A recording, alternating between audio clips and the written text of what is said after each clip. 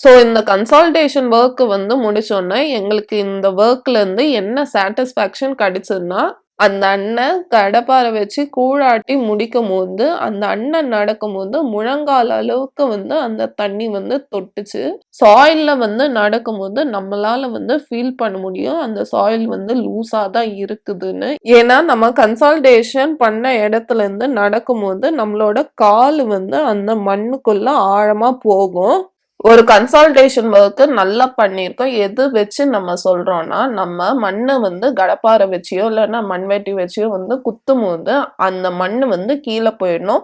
Plus வந்து நம்மளோட முழங்கால வந்து பாத்தீங்கன்னா, அந்த தண்ணி வந்து தொட்டுன்னு இருக்கணும்.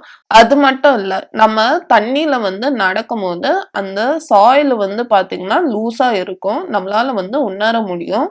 ஒவ்வொரு அடியும் முன்னேறி செல்லும்போது, சில இடங்கள் வந்து நம்ம காலு வந்து வச்சோம்னா, ஆழமா வந்து போயிடும். அப்படி ஆழமா வந்து போச்சுனாலே, பேஸ்மெண்ட் கன்சால்டேஷன் ஒர்க் நம்ம சரியா தான் பண்ணியிருக்கோம் அர்த்தம்.